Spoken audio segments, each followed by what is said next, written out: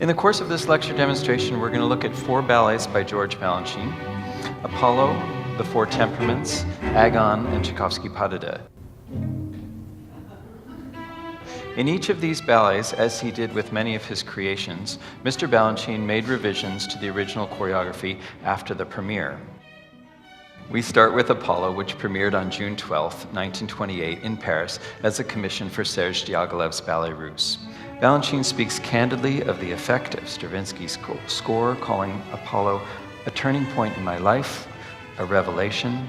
It seemed to tell me that I could dare not to use everything, that I too could eliminate. As we take a look at Apollo and the many changes to this masterpiece over 50 years under the choreographer's eye, a quote by Balanchine, taken from Bernard Taper's masterful biography, sets the tone well.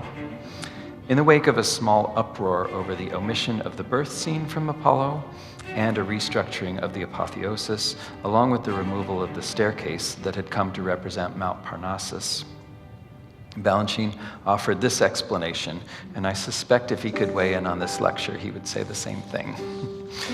Quote, I don't have to explain why I change things. I can do with my ballets whatever I like. They are mine. I made them, and I can change them if I want to.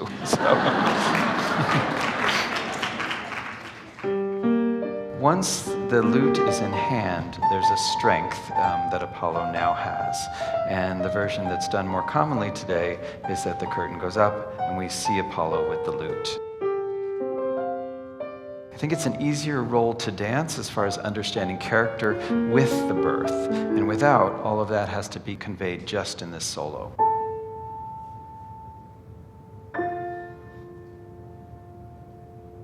In researching for this staging, I had the privilege of watching a tape of Maria Chapman coaching 2 dancers on the Pas de Deux. The one thing that Maria Chapman stressed with the dancers was the use of hands. She really wanted a distinct position of hands. I've seen Violette Verdi work with the hands very clearly in places too, so that each finger showed.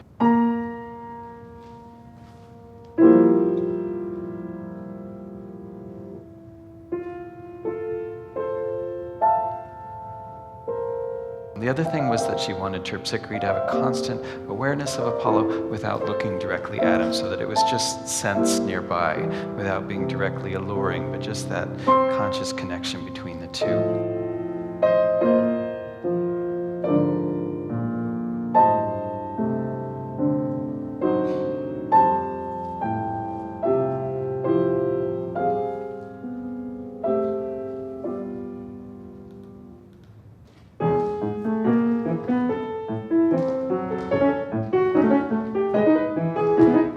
There's a quote from Balanchine: "There is no such thing as an accurate historical preservation of a ballet. It changes with every cast. Paintings can be preserved. Ballets can't and shouldn't be." Now we're going to turn our attention to Melancholic from the Four Temperaments, choreographed in 1946. We see that Ben starts on stage when the music starts, and Matt starts in the wings. Starting in the wings give a greater tension to the stage because we have the Hindemith music, but we don't have a dancer on the stage. And then Ben has time to balance before his releve and arabesque, and Matt doesn't have the time. He lands and goes right into the releve arabesque.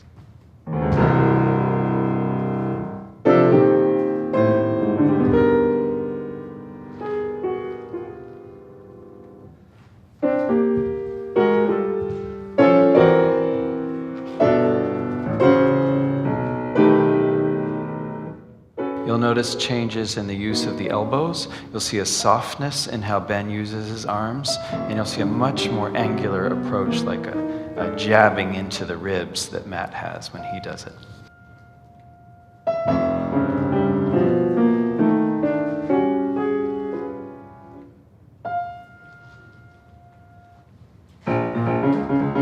Changes were made to the opening of this first pas de trois.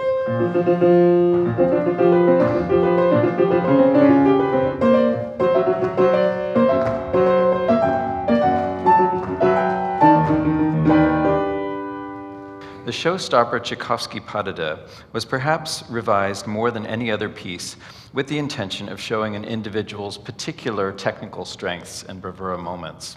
We'll close with an action-packed film of the Pas de Deux with some familiar faces showing off a bit, and then our dancers will aim to match the excitement for you on the stage.